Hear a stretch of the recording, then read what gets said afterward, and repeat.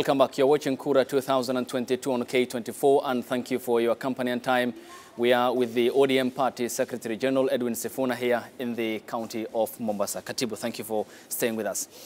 Let's talk about the 2018 detente between the President and your party leader Raila Odinga, unexpected to many, but meant to address the instability at the time and the political confusion as a result of the 2017 elections. But there are others on one end of the political divide. May I say this, the Deputy President's camp, who see this as a succession plot to springboard your party chief. What's your response? I think there have been 1,001 allegations as to the import and the intent of the handshake. You were in the media at that time, and I remember I was SG. They said, oh, this was a plot for ODM to get into government through the back door. You remember there were those stories of, oh, ODM is going to cabinet.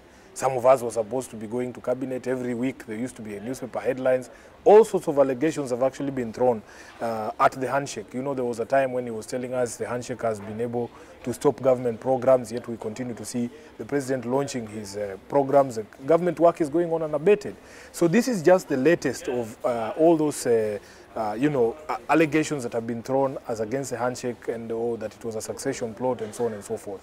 We in ODM actually understood what the handshake was about, that it was not about bringing anybody in government from the opposition, or that it wasn't about succession or anything. But we feel that given everything that we've been able to achieve together as ODM and Jubilee over the period of 4 years that the handshake has been in subsistence, the next natural step is to take this relationship forward, because there's quite a lot that has been able to be accomplished by the Jubilee government because of the tranquility and the peace that were brought about by the handshake.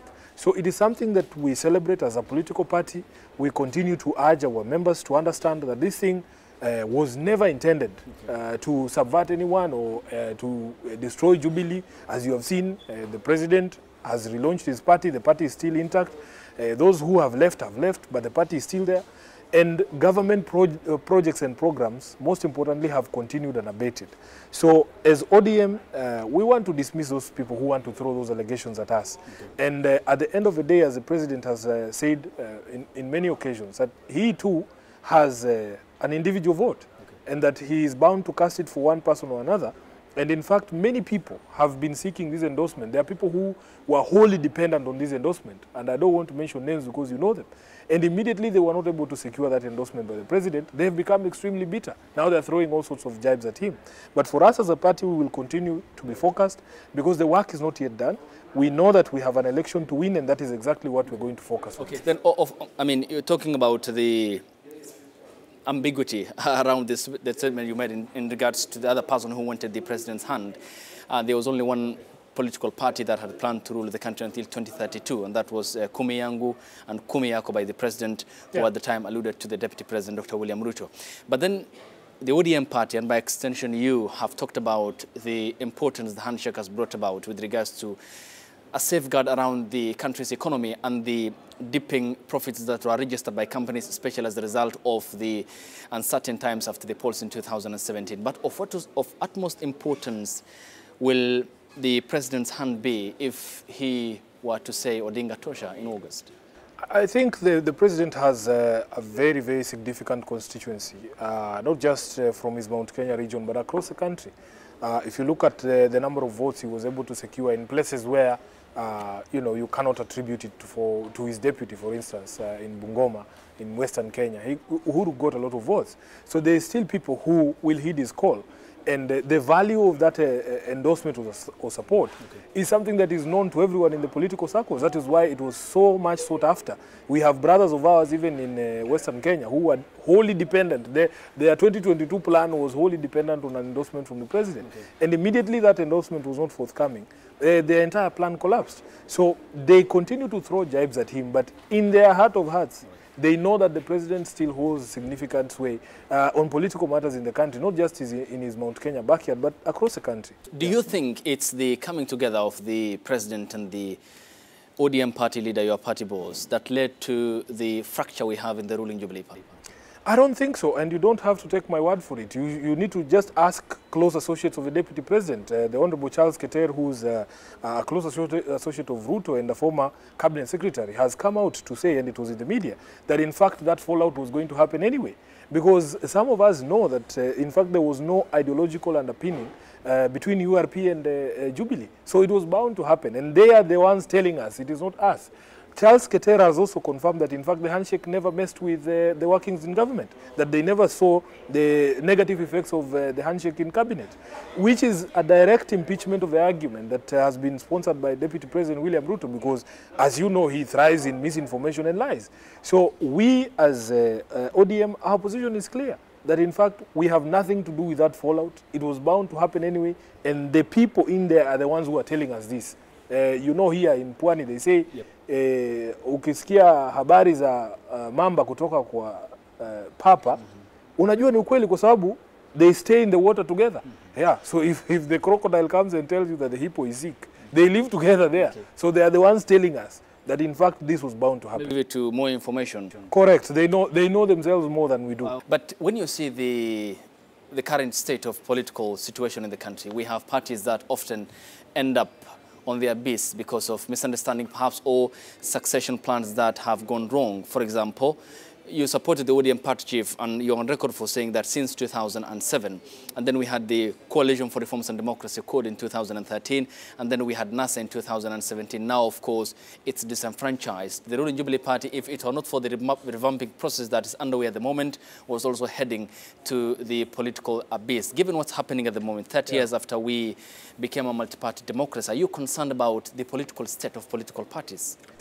Well, it is worrying, because if you are working in a graveyard of political parties and you are a leader of a political party yourself, you would be concerned. But this is why there has been deliberate effort from the leadership of the party to make sure that this party outlives many of us. We must be at the forefront of building strong institutions, and by many accounts, ODM is the only political party that is almost achieving institutionalization. I acknowledge that we probably are not there yet, that we still have challenges, but we try every day. We wake up every day to better this political party. We come up with innovative ways to ensure that we appeal to more people, that we are able to satisfy the desires of our membership, and to try and establish this political party for the longevity that we expect it to have. So, for instance, when a political party is buying its own premises, moving from a rental headquarters to, a headquarters that is fully owned by the political party, that is a signal that this party is going nowhere. In fact, the people who are migratory, they don't set up permanent structures. Okay. People who are here to stay are the ones who invest in physical structures, showing you that we are going nowhere. And to invest in strong constitutions, strong rules, and to engage our members repeatedly so that we can be able to have this political party even beyond the years when we will be in power. So we continue to try, because it is a very difficult environment that political parties operate in. Many reasons have been cited as to why political parties, come and go after elections. Okay. But there has to be a deliberate effort by the leadership of each political party to ensure that that political party outlives them. And we are only seeing that in ODM. And then comes the Political Parties Amendment Bill that we earlier on talked about. And to many, it will restore hygiene in our political culture in the country, because you look at, over time, the 30 years since we had the multipartism, and you look at the upsurge in the number of political players and political parties, but then they have failed to harness public trust because of failure in service delivery.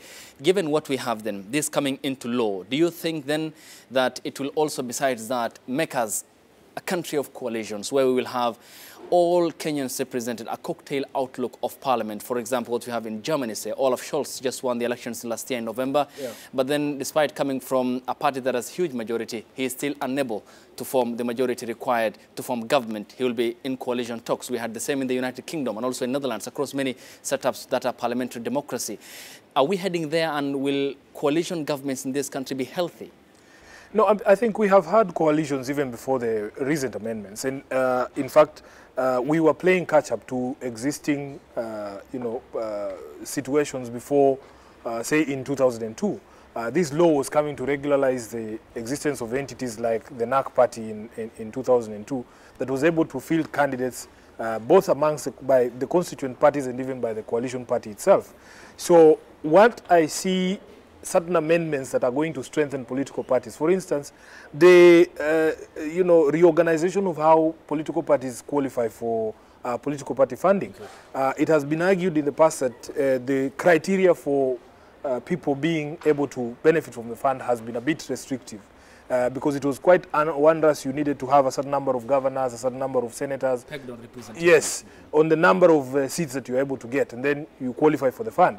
Right now, it has been made easier for as long as you have one governor or one MCA or one whatever, you are able to qualify for the fund. And then probably, because one of the biggest excuses has been that these political parties are dependent on the party leadership's benevolence, that if we are able to pump this public money into political parties, probably we will have more established political parties. So that is a plus. Number two, there is more incentive for political parties to give opportunities for young people and the women and persons with disabilities to run, because there is a section of the fund that you only qualify for depending on the number of people who have been elected who are from those minority groups or special interest groups. So those are the things that are going to drive political parties to be able to ensure that we are able to institutionalize and to establish and to include everyone, because now there is a monetary incentive on ODM getting as many women elected, as many youth elected, as many persons with disabilities. Okay, you spoke about the ideals within political parties, yes, which are very important to make concrete fundamental foundation to establish these political parties, because they are important in the lubrication of our democracy. Yes. What's the ODM party's plan post Raila Odinga, because he is the Copernican constant who everything revolves around? I think it is very un-African to discuss the absence of a leader. But the truth of the matter is, if you look around the party, and he himself has spoken about this, he has been able to grow a lot of talent around him. He has been able to nurture a lot of people who, even in his absence, I will give you the example of when he traveled recently. And you saw that his lieutenants were all across the country. We had a team in Siaya, for instance, covering Siaya and Western. I was part of a team that was covering Eastern. There were teams everywhere, people who have been nurtured and grown by Raila Odinga to be able to take over in the event that he calls it a day in politics. So I am very confident, and I can challenge anybody in any other political party to show us a leader in any political party who deliberately mentors people, including the SG who is speaking to you now. When I was appointed SG of ODM by Raila Odinga, I was only 35 years old. Tell me which other political leader does that. And he has grown all this talent, political leadership around him. We have people like Governor Hassan Joe, Governor Oparanya, people he has walked the journey with. And we have been able to imbibe in his wisdom and the knowledge that we have to be prepared to step in the event that he calls it a day in politics. Okay. And there are those some who are raising concerns and are perhaps excoriating the party leader, the ODM party leader, your boss, that is Raila Odinga. For example, Jimmy Wanjigi, who was by your side in 2017 and now says he's persecuted because he's opposed to the ODM party leader and that he wants to be president on the party ticket. How do you respond to this allegation? Jimmy is persecuting himself. There's nobody who's persecuting Jimmy. I have said it and I can repeat it, that in fact, only Jimmy knows the agenda that he's on. We are not interested in any sideshows, which is why we have, as a leadership of a party, taken a position that we will just ignore him. Because really, we don't understand which mission he's on. If you want to run for president of ODM and you want to campaign amongst, you have to campaign amongst the delegates of ODM. If you come and call a rally in Tononoka, for instance, you don't want to be the presidential ticket flag bearer of ODM. Because the people who determine whether you are the presidential flag bearer are not the public in Tononoka. You have to talk to the delegates like Sifuna. I am a voting member of the delegates who determine who is a presidential candidate. And I can tell you, Jimmy has been unable to convince me on how he can become president of a republic, let alone the flag bearer of a party. So he is on a frolic of his own. We are not interested in what he has to do. He knows in his heart of hearts that he has been unable to convince anyone in the party that he is able to be a flag bearer. So we are really not interested in the things that he's doing. It is upon his right to make all the noise that he's making. But I can assure you that he is not interested in being president, let alone the flag bearer of ODM, because of his conduct. Okay, appreciated. Mechanisms in place that the party has the structures and the authority to conduct its own party nominations, and whoever wins, according to you, will get the congratulatory message. Nonetheless, though, the Mombasa County Governor, where we are, Ali Hassan Joho and Kakamega Wycliffe Ambetsa Oparanya also expressed interest to be the party's flag bearer for the ODM party Yes. in the presidential elections. Where did their intent end? Because they had filed the documentations with the party. Publicly, and I don't know how you could have missed this, they have publicly stepped back from that ambition and endorsed somebody else. They have endorsed a party leader, Raila Odinga. They have done so already. So I think that is a matter that is in the public domain. Yeah. Was there a consensus, perhaps? I don't know, because this is a decision that they took individually. They took individually out of recognition that in the party, Raila Odinga stands the best chance to represent not only our desires, our ambitions, our aspirations, but also our interests as a political party. So that is something that probably only Joho and Oparanya can get into, but I have seen and I have heard them publicly, including today. They have said it, that they support Raila Odinga. And then there are parties, because we're in the coast region, and this is a very important visit for the ODM party chief since jetting back to the country from India. And it's important that he consolidates this support base that has been beside him since 2007, when the elections were conducted, and then 2013 and 17. And it seems to be in the eye, and hot on the heels of the coast region are other politicians, including the deputy president and others who have expressed interest to be the next occupants of State House in Nairobi. Then the likes of Pamoja African Alliance, a party associated, closely linked with the Kilifi County Governor Jeff Amason Kingi, who was your party member, are concerned about the organization outlook of the ODM party, and rather the Azimio outlook, which the ODM party aspires to be an umbrella heading into the elections. How do you address such concerns in your support base? First of all, I am very clear in my mind that the people of the coast, still up to today, believe that the ODM party is the clearest expression of their aspirations and desires as a region, as a people, especially given the history that they have had with this political party. You know, there are certain things that you look to. If you are somebody who believes in justice, equity, your natural home is in ODM. If you are a party, a person who believes that we can have a country that is, free for everyone and everybody has an opportunity, the natural home for you is ODM. These people at the coast have, for a very long time, supported Honorable Raila Odinga and ODM. And those aspirations and their desires have not changed, because the party has not changed the way it treats the people of the coast.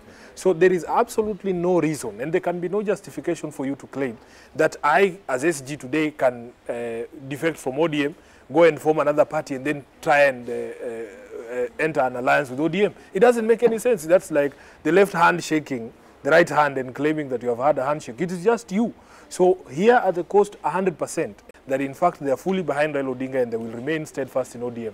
Those who are interested in forming the other political parties, they are free to do so, because politics is a right of association, you know. It is a right of association game. So if you feel that you no longer desire to be part of an organization, you are free. But then when you leave, you cannot again dictate terms to the organization that you've left or the political party that you've left. Okay, yeah. we look forward to a lot of other developments, including the party nominations that we earlier on talked about. And may I just seek some specifications as to this? And when we get back from the break, we'll be talking about the forthcoming National Delegates Convention, that you will be, of course, a key player towards its organization. And we have in Mombasa County, which is very critical county in the country, economic-wise and also politically. And then the rivaling interests of Suleiman Shabal, businessman, and Vita Member of Parliament Abdul Samad Sharif Nasir, a key member of the ODM party, the chair of the very crucial parliamentary committee that looks into the accounts of government. In the event, there seems to be stalemate, and the universal suffrage that the party leader today talked about comes up with one candidate and the other feels aggrieved. What's going to be your point of address? How do you absorb the other party? Because yeah, I think as the party leader said, that in fact, kwa nyumba ya baba, there are many rooms. That in fact, we will all get accommodation in his government. And the reality is, Ayub, that there can only be one candidate for ODM or even for the Azimio coalition. There can only be one candidate. So even where there are 15, 20 aspirants, you would have to be lying to them to, you know, tell them that they will all get tickets. They can't all get tickets. So what the party leader has stressed today is that we must accept that the consequence of election, that there's always going to be somebody who gets a ticket and those that who don't get a ticket. But that we are all members of one family, and that if we unite and fight together to be able to win this cake, there will be a peace for everyone. When we get back from the break with the last bit here on KURA 2022 on K24, we talk about the forthcoming National Delegates Convention next week in the county of Nairobi of both the ruling Jubilee Party and the Orange Democratic Movement. And that will be coming up next after the break. Stay tuned.